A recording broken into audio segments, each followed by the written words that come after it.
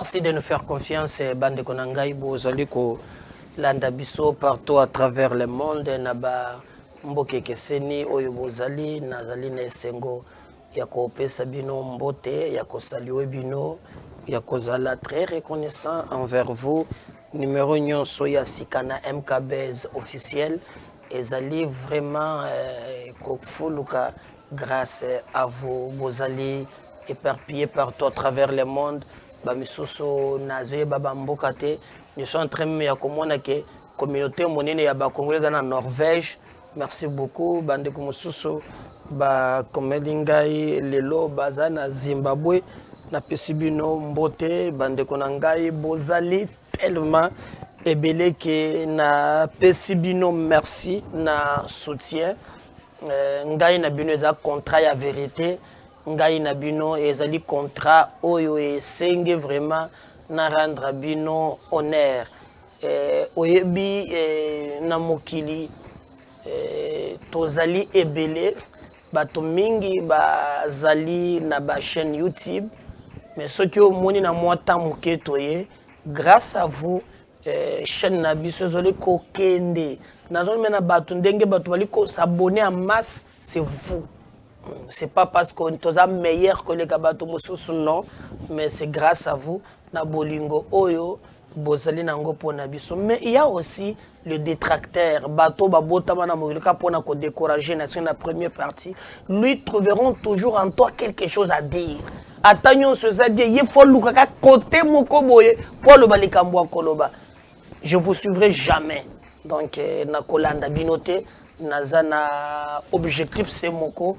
Yako Kende Musika, Koumema MKBZ officiel, et la chaîne Moko Tango Batubala Mukina Tongo, Bagoko se référer na Yango Balobi, enfin, Tozali na chaîne Nabiso, chaîne ya vérité, et na sens Wanande Tokosala Bitumba, Bissonyonso ensemble. Alors, comme Tosalaka toujours avec Mission Yebanda, Tokindaka d'abord, hein, Kokamata lien ya émission, ko partage Angonan. Donc, tu peux partager lien Oyo. Na ba groupe to sala kango na ba groupe groupe WhatsApp to sala kango na ba page Facebook to sala kango na bandeko. Alors ceux qui au sali yango tu peux même appeler mon en tout cas na sengio au s'abonner na chaîne mon ko s'abonner au qui peut ko recommander ba tebie pe ba recommander pe baninga et kozala très bien surtout vérifier l'émission so ka zana ka kota là on a abonné te ezali demande le bosso kende au s'abonner. Alors partageons ces liens.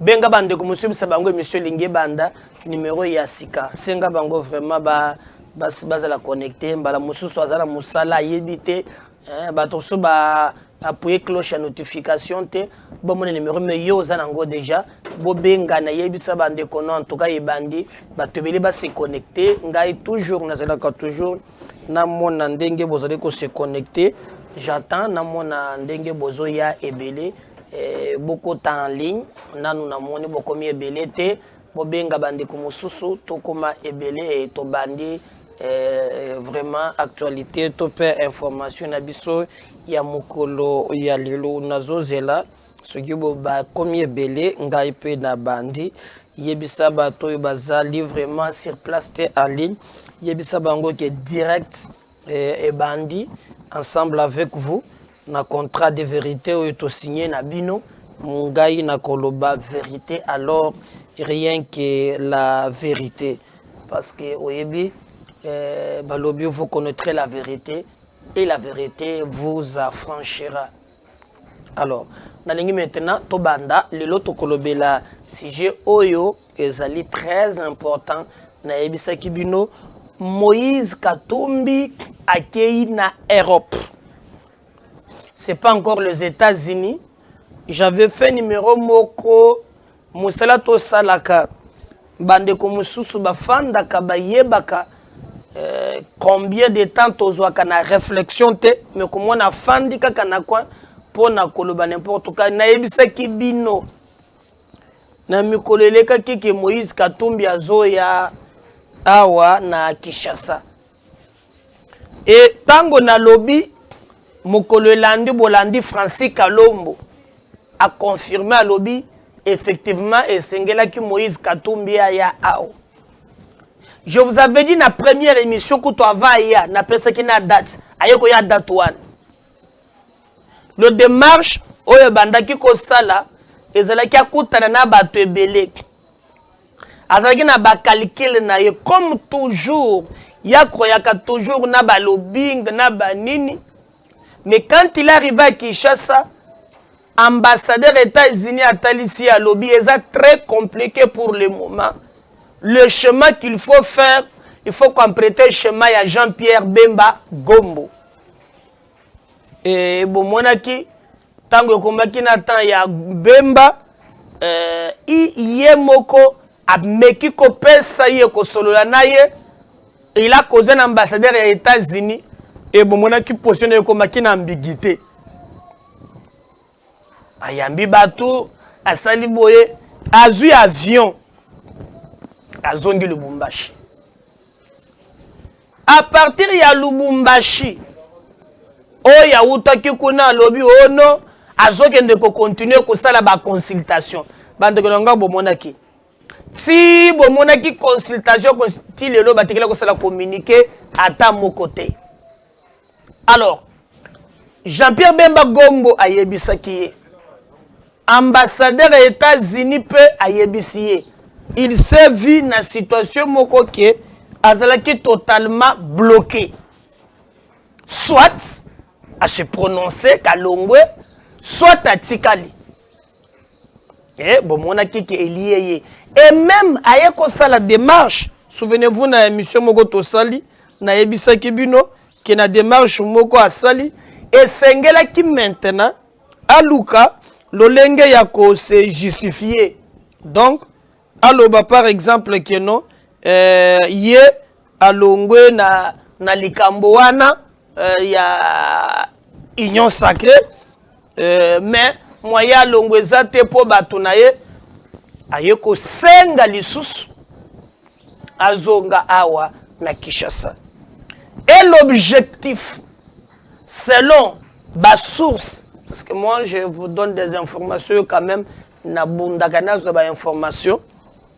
Ndenge bakutana kina Bemba babiseki atikala baluka rapprochement moko na président de la République bameka kobongisa po bobosa na te que même tango bango balongwa kina na lamuka po bango basalaki ya bango lamuka na Bemba basalaki 4 bayeko longo ensemble même tango Katumbi Amicia qui coordonnateur ya lamuka Bemba l'avait soutenu. C'est que dans la solidarité, nous avons Fayulu na Mozito, Bemba bazalaka pe Bemba na Katumbi. Même si en politique, mon agenda na ye. Yo monité bloc patriotique basangani kak. Nani kutumanda tamar chite bato akibela miwo Kabila zozonga candidat président de la République pour la unité, pour la pardon, pour la continuer reconstruction. Katumbi pesa na bakalikili na ye. Donc bato komi ko zonga maintenant bakalikili na bango bien calculé. Alors Bemba lui avait conseillé que non akoki kokota na fond wana te aluka lo lenge mususu ya korandir ba angle. Et même les États-Unis zita otobenga kanzita soki amer ayebisa ki le contexte actuel ezo permettre te que no yo obima lisusu na kati. Bon, mon a qui même communiqué na bango tango ba salaki Denis Kadim, toujours la diplomatie. Les États-Unis, l'Union européenne, Norvège, Canada, la communauté internationale, va trouver que ils ont regretté que le consensus est mais bazali ko réaffirmer attachement na bango na gouvernement, mais pour le bureau ya seni, basengi yango na prochaine étape. Alors que bango bandaki ko zela keno États-Unis, communauté internationale, c'est fini, tout ça, ils n'ont pas pu obtenir ça.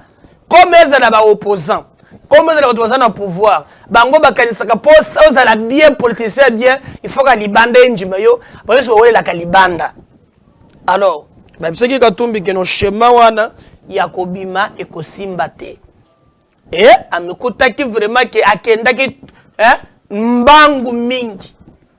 Soit il était maintenant obligé à zonga pour Solana Tshisekedi dans ces conditions-là. Le lenge nini bakoki korondir ba angle ba comme siko ensemble bameka ko bongisa. Est-ce que c'est faisable? Moi je crois que la communication il est trop. Sotali mikanda oyo Katumbi akomaki ba yeba boaki yango na réseaux sociaux. Je pense que na petit doazana yango na kolanda maloba oyo Peter a négocié qui na bango na kamitato les autres. Il a dit que bazalaki na Senko et bamoni koma ke ezala ambongo ezala Katumbi ezala les autres bazali en bloc et balobe que Félix a ko échappé bangote comme il les avait échappé tant bakendaki na Genève. Alors bakamino son de côté na kati ce qui a fait que même tango le baki kazozonga Kinshasa français quand on le baki yango oh il vient continuer les consultations c'était pas les consultations et c'est là qui pour bakuta na Félix apparemment le laboratoire na bande komoso ba travailler que et loko wana et salamité et poser problème ndé bomonaki tozo zela mais boyoki maintenant que azali lisusu akoyo su Kinshasa te na calendrier na caniva na zalaki na yango ezalaki à partir ya Zambie mukanda moko na tangela kibino balakisaki ke États-Unis à reconnaître Gaza résident na Zambie. Alors biso to mona gena ka shobwe biso na ka shobwe ezala ka Zambie na yebite mais ba mona ka ye na Zambie alors à partir de Zambie et sengela ki basale le mukanda du 1er au 19 à Longwa Congo akende na États-Unis bakende ko solola makambo mosusu. Et d'ailleurs je vous avais dit na makambo yo ye abandaki ko kendela yebani ezala po akende ko funda ndeko Tshisekedi et pa ya ba mindele po balubiki Tshisekedi azali ko nyoko l'église catholique na bisaki la même pasteur ya koma papa wa Roma porte-parole akoma porte-parole ya catholique na père ya démocratie. Alors Katumbi ali maintenant na Europe. Alors je vais vous lire un peu la kesi photo moko bazalina na Salomo pona bandeko batanga kate soki nazo tanga makambo ngana lobaki bota na émission na ngele kaki mais au moins tout moni bandeko so ba ko relayer pe yango bandeko na biso Voice of Congo okoki ko tanga nazo tanga article na bango balobi RDC Moïse Katumbi en Europe. Moïse Katumbi en tournée euro-américaine pour accuser Félix Tshisekedi auprès de ses soutiens occidentaux. Hein? Na bandele lisusu. Voice of Congo, l'on était obligé de bango bakomi nazo tanga bango na tanga bango mais premier site na tanga c'est politico.cd. Mais Voice of Congo balobi Moïse Katumbi en héros américaine pour accuser Félix Tshisekedi auprès de ses soutiens occidentaux nazo tanga. Alors qu'il est censé être en consultation avec ses partenaires politiques pour se prononcer ou non sur son avenir politique au sein de l'Union sacrée pour la nation, plateforme dont Félix Tshisekedi est le leader. Le président du parti Ensemble pour la République, Moïse Katumbi, est arrivé ce lundi matin en Europe pour une visite privée. Selon un tweet de M. Olivier Kamitatu, son directeur de cabinet et porte-parole. Depuis ce matin, Moïse Katumbi est arrivé en Europe pour une visite privée de quelques jours programmée de longue date, a écrit Olivier Kamitatu, directeur de cabinet et porte-parole de Moïse Katumbi. Et qui, selon un mail parvenu à nos confrères de Politico.cd, Moïse Katumbi planifiait pourtant une tournée aux États-Unis pour rencontrer des officiels américains afin d'aborder notamment la question de la violence contre l'Église catholique en RDC alors qu'il est aux prises avec Félix Tshisekedi. Un cabinet de lobbying fait le démarche auprès des autorités américaines, notamment pour préparer cette tournée qui devait avoir lieu du 1er au 19 novembre 2021, selon un document exclusif consulté par Politico.cd. Le message contenu dans ce document est écrit par une collaboratrice de Ed Royce, ancien président du Comité des affaires étrangères de la Chambre des représentants des États-Unis. Le dernier représente désormais la firme Betway qui travaillait pour les comptes de Moïse Katumbi. J'ai parlé avec les affaires consulaires qui m'ont indiqué que le meilleur procédé était d'obtenir un rendez-vous pour un visa. M. Katumbi, résident en Zambie, et peut convenir d'un rendez-vous à tout moment que votre ambassade peut fournir. Je vous écris au nom de M. Katumbi. Il a récemment soumis sa demande de visa pour un BID pour voyager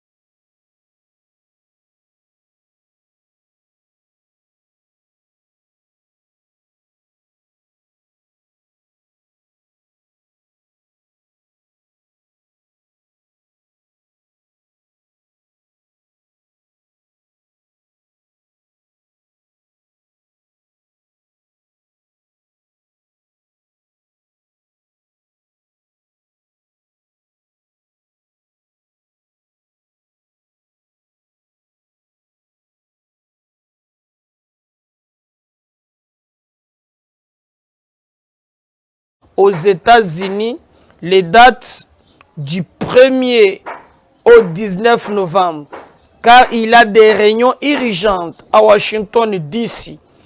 Nous, en collaboration avec d'autres collègues de King's Plodding, avons assuré pour lui des réunions avec des membres sur la colline et nous travaillons sur des réunions avec l'administration, y compris la NSS, l'État des ministères de la Défense et quelques autres agences. Le but de cette réunion est de discuter des problèmes récents en RDC tournant la violence contre l'Église et la menace à la démocratie, explique Sam Carlode qui s'est présentée comme collaboratrice de Ed Royce dans le même message. Selon le journaliste Lucian Tchkroun, qui a rendu public cette documentation, le message en question est destiné étrangement à un fonctionnaire de l'ambassade des États-Unis en Zambie où Moïse Katumbi est censé être résident. Katumbi, un phénomène. J'ai parlé avec les affaires consulaires AB qui m'ont indiqué que le meilleur procédure était d'obtenir un rendez-vous pour un visa, puis de travailler avec les postes pour accélérer. M. Katumbi, résident en Zambie, et peut convenir d'un rendez-vous à tout moment que votre ambassade peut fournir. L'exception du lundi 25 octobre, dit l'autre cité dans ces documents. Ed Royce était à la tête du comité des affaires étrangères de la Chambre des représentants pendant plusieurs années. Il a plusieurs fois effectué des sorties dénonçant le pouvoir de Joseph Kabila alors aux prises avec Moïse Katumbi. Nazo continué. En janvier 2019, il a ouvertement fustigé les élections ayant conduit à la victoire du président Félix Tshisekedi. Alors, en tant qu'ancien dirigeant de l'RDC et à qui le Congrès et le membre d'administration font confiance, sa participation à ces réunions est vital pour faire avancer les intérêts sécuritaires nationaux des États-Unis en Afrique, explique le lobbyiste. Voilà sans doute ce qu'explique le départ précipité de Moïse Katumbi en tournée héros-américaine, abandonnant à leur triste sort ses alliés, dont certains comme Delis Sanga et Mike Mukebai, ont décidé de quitter l'Union sacrée avant même son mot d'ordre. Il faut dire que ce voyage précipité intervient juste après le succès obtenu par le président Félix Tshisekedi au cours de sa récente en Israël, allié des États-Unis. À Rome, où il a pris part au G20 et aux côtés de Biden, COP21, où il a mis en exergue l'intérêt incontournable de la RDC pour la protection de l'environnement face au réchauffement climatique. Considéré auparavant comme enfant chéri des Occidentaux, Moïse Katumbi, affaibli politiquement après sa rupture avec Martin Fayoulou, tente de reprendre la main en offrant au monde une image négative du président actuel de la RDC, en témoignant contre lui sur les menaces imaginaires dont serait présumé victime le membre du clergé de l'Église catholique qui se sont dirigés comme des opposants au régime du président Félix Tshisekedi depuis l'échec de leur candidat soutenu aux élections de 2018, Martin Fayoulou. Rappelons que le parti Ensemble de Katumbi est actuellement allié avec la Mouka de Martin Fayoulou et catholique CLC et le FCC de Joseph Kabila dans une vaste coalition anti-Tshisekedi. Je crois, nalinga kina tangue labino après naya commenter. Je crois, voilà, je peux reprendre le dernier paragraphe. Bolandanga Malam Balobi. Voilà sans doute ce qui explique le départ précipité de Moïse Katumbi en tournée héros-américaine, abandonnant à leur triste sort ses alliés, dont certains comme Delis Sanga et Mike Mukebai, ont décidé de quitter l'Union sacrée avant même son mot d'ordre. Il faut dire que ce voyage précipité intervient juste après le succès obtenu par le président Félix Tshisekedi au cours de sa récente en Israël, qui est l'allié d'État des États-Unis, à Rome où il a pris part au G20, aux côtés de Biden, et au COP21 où il a mis en exergue l'intérêt incontournable de la RDC pour la protection de l'environnement face au réchauffement climatique. Considéré auparavant comme un enfant chéri des Occidentaux, voilà, des Occidentaux, Moïse Katumbi, affaibli politiquement après sa rupture avec Martin Fayoulou, tente de reprendre la main en offrant au monde une image négative du président actuel de la RDC, en témoignant contre lui sur les menaces imaginaires dont serait présumé victime les membres du clergé de l'Église catholique qui se sont érigés comme des opposants au régime du président Tshisekedi depuis l'échec de leur candidat soutenu aux élections en 2018, Martin Fayoulou Madidi. Rappelons que le parti Ensemble de Moïse Katumbi est actuellement allié avec la Mouka de Martin Fayoulou, le catholique du CLC et le FCC de Joseph Kabila dans une vaste coalition anti-Tshisekedi. Pour comprendre, mission Oyo Katumbi akendeli na Europe.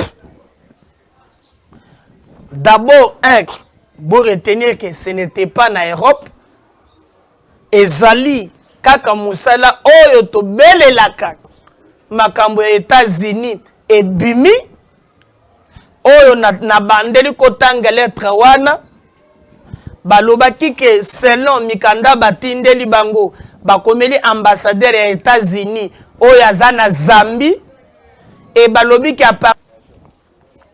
sachant que soki baye awa ekofite balingaki bakende kote babengaka ya fandaka za na résidence na Zambie ekoma kuna ameka kosala makambo wana etango ebimi parce que les États-Unis ba trahir en d'autres termes ba fuiter document wana Katumbi a compris que non et bébélié il fallait aller na Kinshasa et tango abandi ko négocier na Kinshasa azu ba garantir ko ya boye nde na ba dernières informations ba prendre que Tshisekedi alobi akoyamba yete alors que Bemba si apesa ki ba garantie ba conseil makambo mususu o ezelalaki ils ont compris que azobeta bango biloko ya cesse que moyen ezate maintenant au lieu que ye alongwa akende na États-Unis comme prévu il s'est retrouvé maintenant en Europe.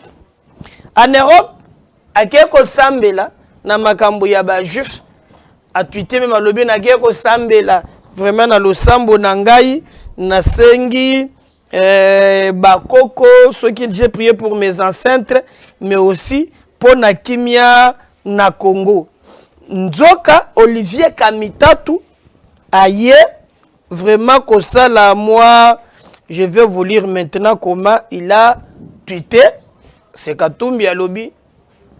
Pour le triste anniversaire de la nuit de cristal, je me suis recueilli à Haute-Twin avec l'Européenne Juice Association. J'ai prié pour toutes les victimes, dont mes grands-parents.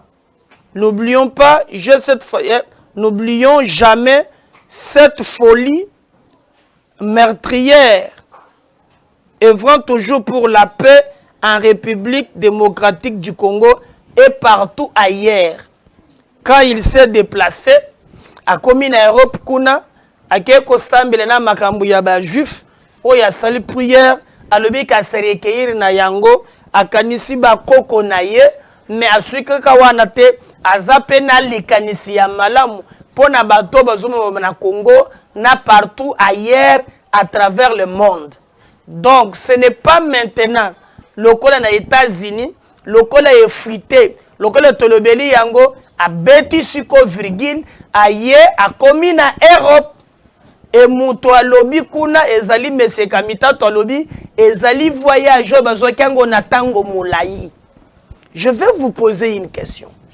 Est-ce normal au bango bazo sala? Et bolanda ki na document liboso keno bako kende ko funda Tshisekedi soki azamo na classe na bango soki ndenge nini na régime oyo ezo sala makambo mabe. Mais maintenant changeons le cas. Si lui Katumbi allait être président de la République et qu'il apprend qu'il y a quelqu'un oyo azolinga alors que makambo yoko kende na lolenge bakoko so ezangite. Ngai par exemple, on a une émission na ngai. Nga naza wana te kaka pona ko encenser au cas du madère, j'ai même dit bato bazali ko communiquer bato union sacrée. Bazali ko communiquer ko sala ba éloge ya Kadima bazo sunga yete. J'avais dit position na ngai zalaki que non, Kadima a l'obligation ya ko kende na bato bandimiye na bato ba contester ye. Parce que l'élection que c'est baka pona bato bandimi yete même ba contester c'est de leur droit la démocratie et salami bongo mais lui en tant que président Sengela travailleur pour te rassurer bango. Mais nous avons vu au lieu de faire le débat à l'interne il fallait qu'on fonde dans les États-Unis bon mon États-Unis date bobo ça les 3 naté ils allaient planifier du 1er au 19. Tango babimisi yango amoneke komi compliqué a changer ba vie aye lisusu azonga Kinshasa comme d'habitude a continuer consultation et sengela ki Félix Ayambaye Félix Ayambiye ce n'est pas encore maintenant les États-Unis à beti viringondo ye wana ke maintenant niveau ya Europe et ça depuis l'obinda za Europe ba le za pona ba contact o ya za nango d'une manière le contact privé. Ce qui m'a étonné, na mukanda ya liboso, balobaki kazoke non seulement kofunda Tshisekedi, mazoke nde pepo kende ko négocier makambo ya ba minéré. Mais yo za président ya Mazembe. Mazembe atake ko suba minéré. Hein? Mazembe atake ko suba minéré. Ba nini mususu ba yebisi ngai en Europe, bazoke nde kokutana na Chole, bazoke nde kokutana na oyo ya église na biso oyo SCC bomonaki bango bazalaki na salle moko na bamindele, il paraît basalaki d'avance na yo lisusu bagende kokutana kona pona kofunda nde musala Chole afandeli kuna be kofunda na SCC. L'ironie du sort. Moi j'ai posé la question. Lelo bandeko ya SCC bakompe bifunda. Mais ba processus elekaki yawo. Bandeko na ngai, bandeko ya SCC bazalaki 7 catholiques azalaki ye moko. Na ba election nyonso esalami. Election kaka oyo nde SCC a relié na catholique. Peut-être nde Chole a présenté bangof, talaka Chole nde a présenté qui papa ya église indépendantiste abisaki yo yake pananga ko peso Monisco. Peut-être que on a vendu na SCCP et pas Chole babiloko mususu OYP andimaki atosengo po bakende liboso ou bien biso to yebite. Mais kokende maintenant en Europe pour retenir ezali vraiment mabe. Mais pourquoi kokende kaka na moment oyo notre pays est au-dessus qu'on gagne sur le plan diplomatique? Pourquoi kokende kaka na moment oyo tozu 1,5 milliard? Et d'ailleurs, ce que les gens oublient, Israël, c'est l'allié de taille des États-Unis. Ah oui, hein? D'interroger l'histoire. On tenait le lien entre Israël. Bon, mon qui trompe maintenant.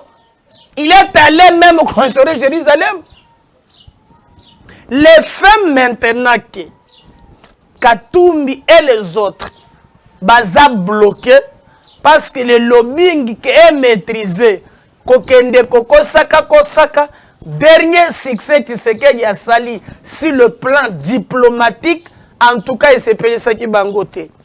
Mais même quand Tshisekedi a salaki na IDPS, azalaki na fonction secrétaire national chargé des questions extérieures. Celui qui s'occupait de la diplomatie, il a parti na bango quand on azalaki na IDPS. Mais comment les lots au lieu à s'appeler que non notre pays tolongo na isolement diplomatique o tozalaki batango molai notre pays tozu chemin o esengeli to beta maboko to sepela mboka kende liboso, mais les gens se contentent que batika la na babiloko ya bakalikili personnel. Est-ce que Katumbi a kolongwa na Europe directement États-Unis tokotala togoyebi sabino? Est-ce que au moment que tozoyoka ke na est kuna bitumbelinga kebim est-ce que ça moya koluka ka ba front ebele? Non, ceux qui toza ba congolais et que tulingi Congo et sengela ki vraiment to telemela likambwana botala menda to jenge ko funda bato tango M23 aye kaka awa azui chanzu nyohongi so nyohongi bato bakem, il y a eu plus de 5000 déplacés au côté Ouganda. 5000 bato na réseaux sociaux. Maintenant depuis Natongo frappe ya kosakana te banguna bakim. Est-ce que bomoni la même personne partageant ndenge ba partage ba M23 bakotaki? Est-ce que vous les avez vus? Donc les gens travaillent le pouvoir pour le pouvoir. Autre toi que je me mette, nde bazali ko sala mais biso to kanisike et ko faire avancer makambo te. Il est grand temps tout le monde lo lenge mutu nyonso atia effort na ye mboka na biso et kende liboso. Moïse Katumbi wana azana héros américain funda ni yo Félix côté Moni Tshisekedi nga papa église na ye azobeta basango omoni est-ce que bakoyokela ye et puis ata bayokeli ye Afrique Afrique eza pasi yango nakanisaka toujours eloko moko namonaki tango papa na biso baseleko d'etat oyo na Dombuya Alpha Condé azotelemela makambo ya bamindele namona Ouattara zoloba o j'ai oublié de dire à mon ami qu'on était en direct. Donc, chef Nabiso, bazolanda yo. De n'importe quoi. Moi, je pense qu'il est grand temps de relever des défis. Bah, il y a une salité. Tu as besoin de salité, tu as continuer. Pour moi, je vais te demander une chose. On a 5 cailloux toujours dans la mission. J'ai besoin de votre soutien. En tout cas, on en a besoin. Na monende de komoko apesi ngai pasi. Na betene lisolo na chité. Oh yo biso to il faut to soutenir yo bengi ngai, il faut to soutenir yo. D'ailleurs assumer toujours tinde lo moi quelque chose mais yo discours na yo faut changer. Ce qui a olinyo changer. Okobanda ko za ba soutien ya ko sakana te. Tala ndengo zo le mikono so sunga ngai bato bakoya te nous on est disposé à collaborer avec toi. Je veux se dire que bateau sur la prité. Quand je dis que bateau va soutenir biso, c'est pas que na la ganzala non. Et ça pour promouvoir musala na équipe na une équipe munene na sala kana bango musala. Mais cause la terre au lié soutien na yo na discours na ngai non. Ce que je fais, je me bats pour mon pays en âme et conscience. Donc exacte on a de la à partir à l'objet personne numéro nous sommes là pour te soutenir mais faut te soutenir parce que tu es resté le seul qui soutient. Moi je soutiens pas Tshisekedi comme individu, non. Moi je suis en train de défendre les valeurs. Je pense que Mboka na biso ezali si pour ça ezaba to subazana ba mbongo ko pesa ba ko changer ba to discours na répondre yo bomba million na yo wana ngana mesana na pasi. Ngai na kola na pasi na bunda na pasi avec le minimum je sais vivre. Nazo senga batu ya motema malamu a oba ko sunga biso pour l'intérêt pour être fonctionner tu peux nous en... J'ai besoin de matériel, j'ai besoin de foot à ba équipe, j'ai besoin yes la taille ya loba bo sala boyo te parce que c'est na bolingo ndeto ko sala vraiment ensemble. Alors partagez ces liens. Na sengio ceux qui vraiment en regardant cette émission vous abonnez. Ceux qui vous avez abonné, pardon, vas-y vous abonnez, place combien abonnez-vous, que nous s'abonner vraiment, ou partager lien, ou commenter, laissez un commentaire parce que si Dieu ne revenait pas, Nazoya, pour te continuer le sous. La prochaine. Bye.